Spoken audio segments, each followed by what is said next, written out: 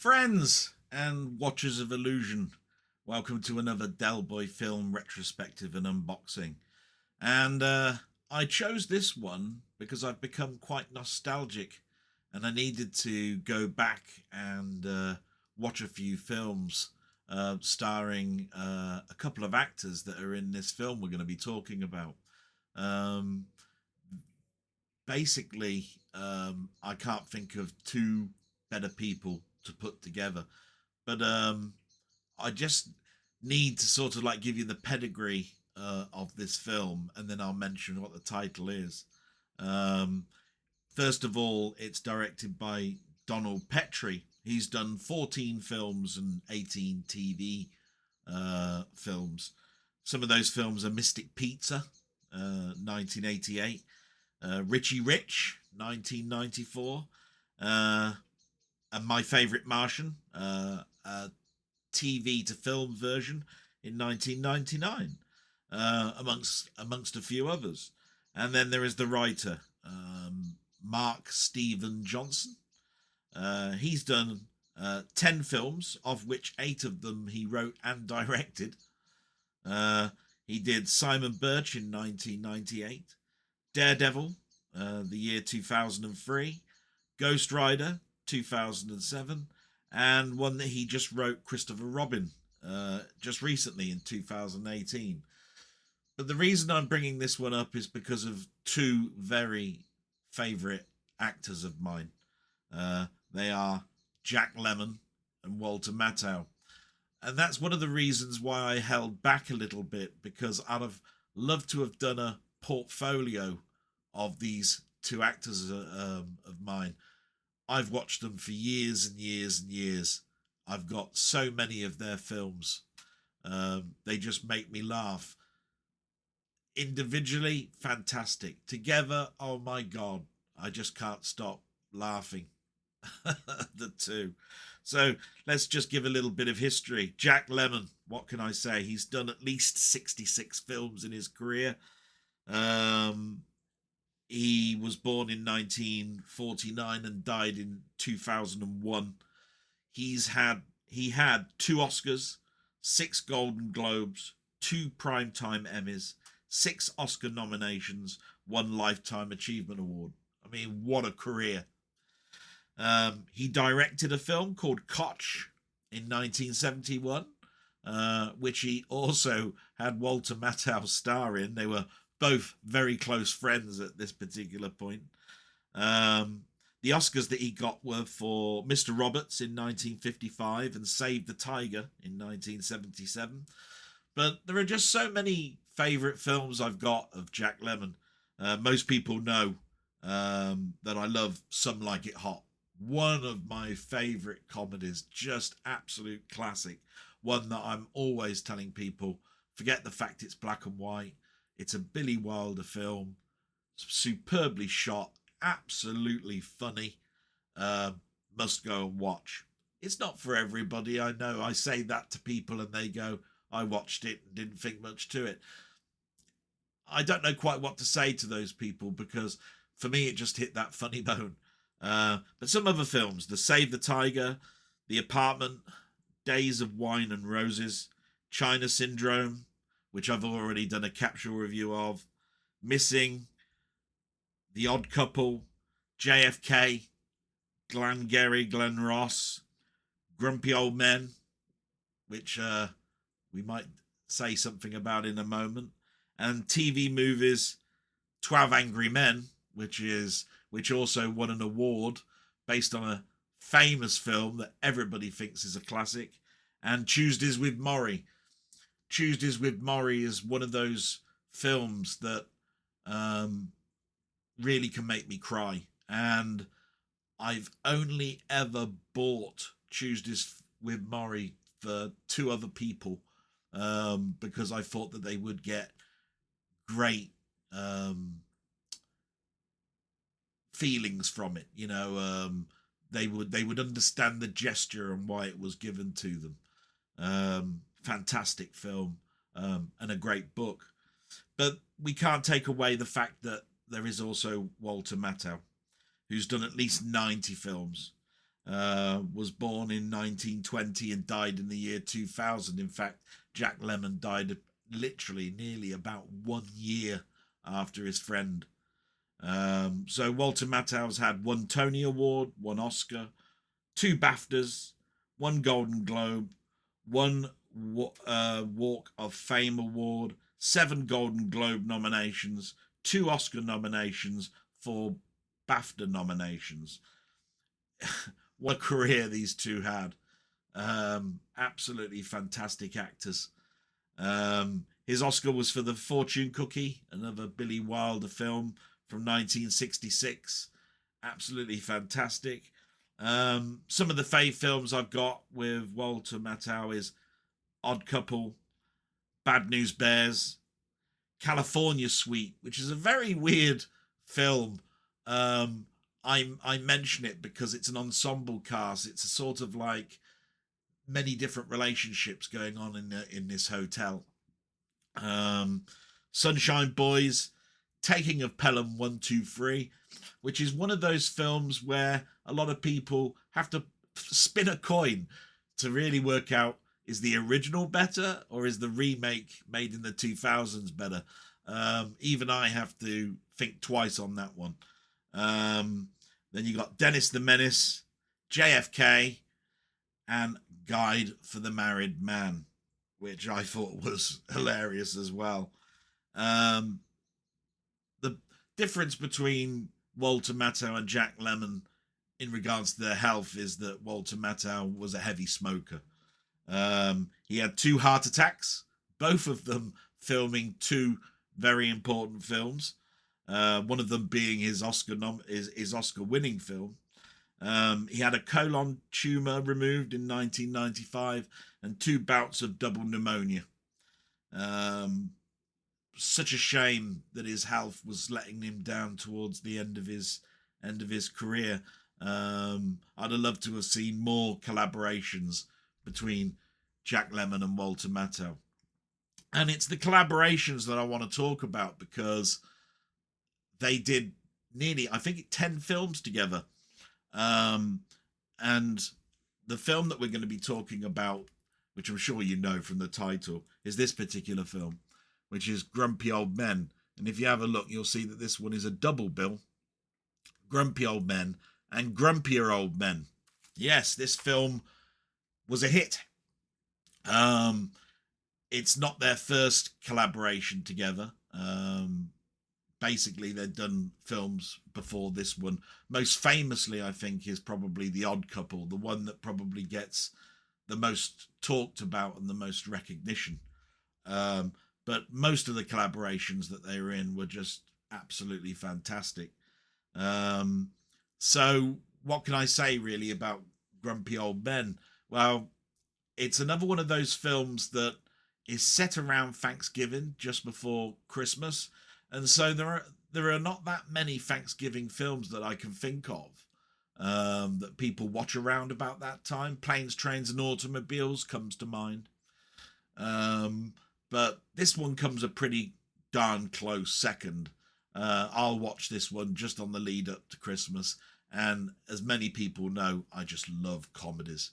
If I want to cheer myself up, I will generally watch Grumpy Old Men or Grumpy Old Men.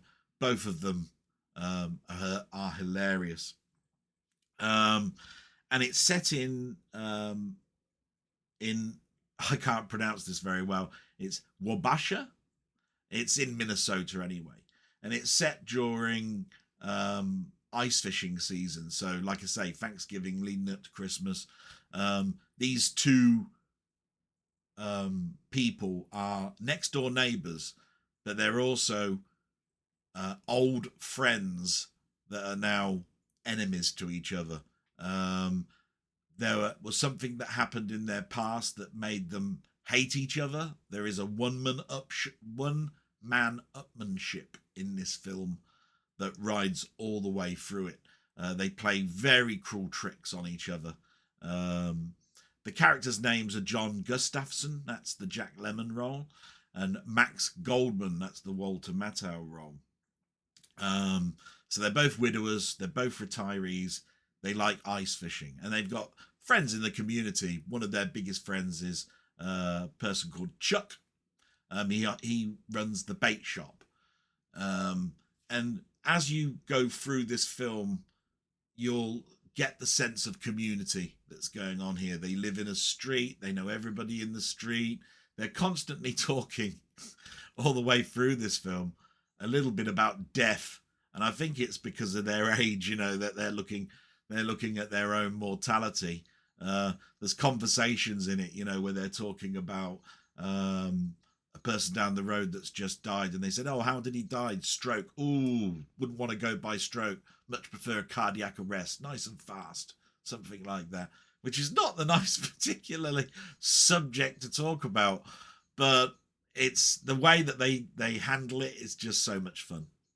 I suppose really I'd need to talk a little bit about the film and how it starts for you to understand it. So it starts off with a guy knocking on John Gustafson's house.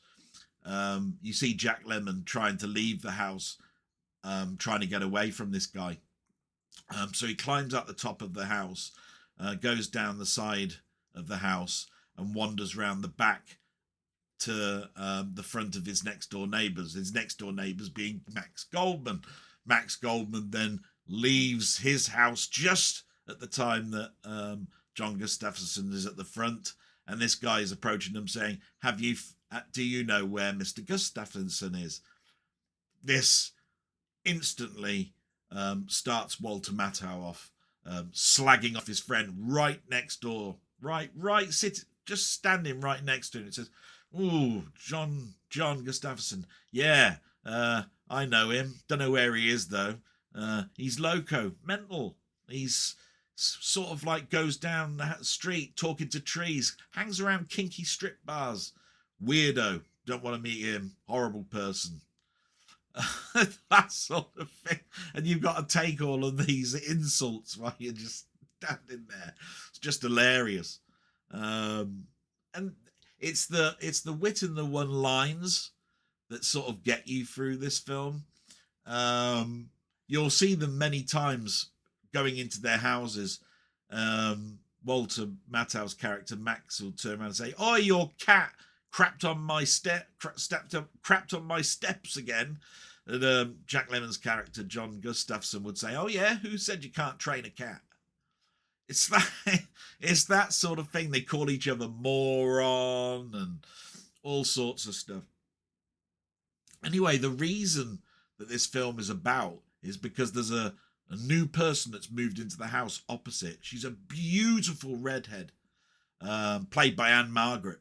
And it was originally going to be played by Sophia Loren, but she wasn't available.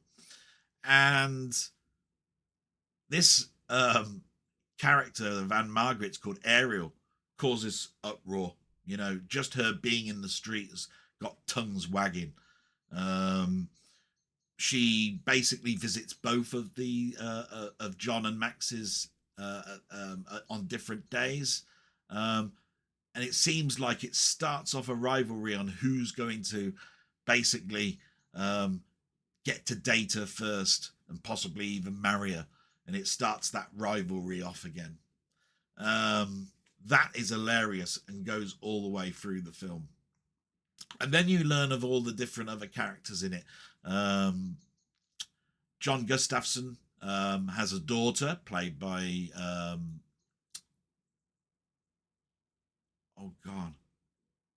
Daryl Hannah. Of course, Daryl Hannah of Splash fame. My God. She's going through a divorce. And Walter Matthau's got a son played by Kevin Pollak, who's going into politics. Kevin Pollak has got a crush on Daryl Hannah, always has. So he's very interested in knowing whether this divorce is going to happen. And you will see that these two trying to get these two together, but also not ruin the fact that they're absolute mortal enemies at the moment. But the person that shines, the person who takes the limelight out of all of these fantastic ensemble of characters is Burgess Meredith, who plays John Gustafson's father. Oh my God, Jack Lemmon's father. And that's Burgess Meredith. What a character. He's just randy. He just says things that just you wouldn't think an 80 or 90-year-old would just come out of his mouth. It's disgusting. And all I can say to you is this is just an hilarious film. Hilarious film. And it was a hit. I think the budget of it was 35 million, and I believe it took worldwide just under 90 million. And it basically resurged Jack Lemmon and Walter Matthau's career to try and do more films together. I think they did another 2 to 3 films during this decade before they died. But there are so many subjects that are covered in this film. You've got rivalry, friendship, love, death, family, community, age, and relationships. And like I say, it's just beautifully done.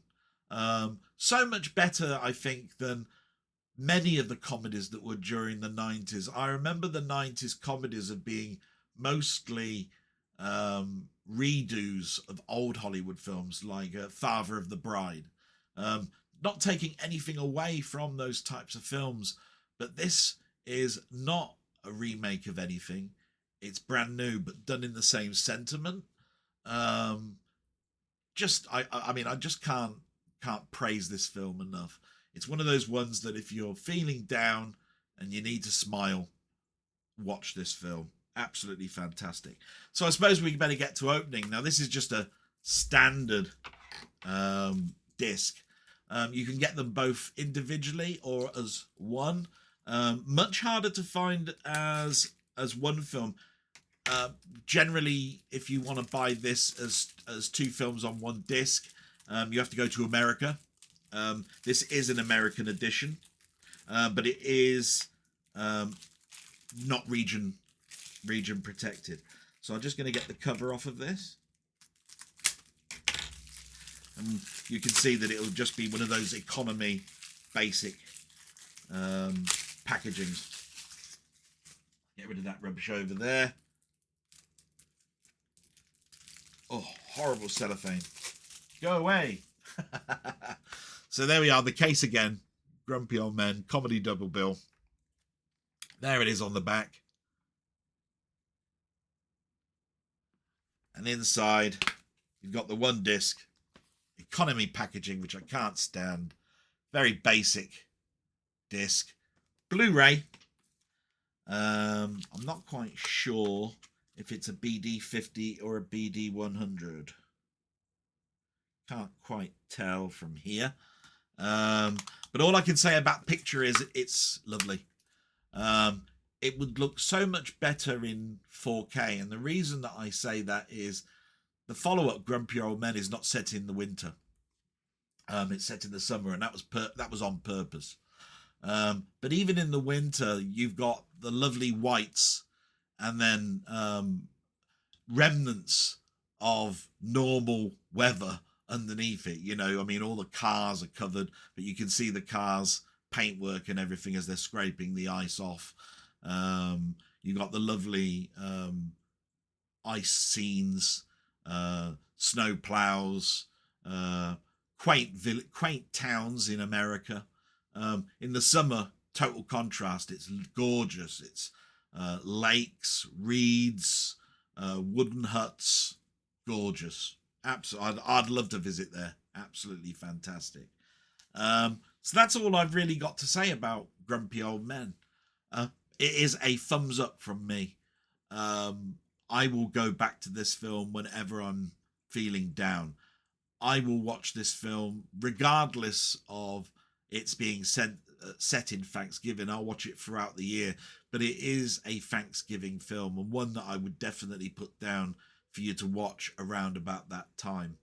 And then when it comes to the 2 actors, Jack Lemmon and Walter Matthau, I've just read out just a few of their films, which are quite notable. And like I say, one of those films, Some Like It Hot, is on my all-time top list. But that doesn't take anything away from Walter Matthau. Walter Matthau is just astronomical up there in the skies in regards to quality. And with that, I'm going to end this capsule review. I hope you found it enjoyable. I hope you found some information from it. I hope it makes you go away and watch some films. I'm very pro physical media, but whichever way you watch your films, I hope you get some enjoyment out of them. And with that, I'm going to say salute. Until next time. Thank you very much. Bye-bye.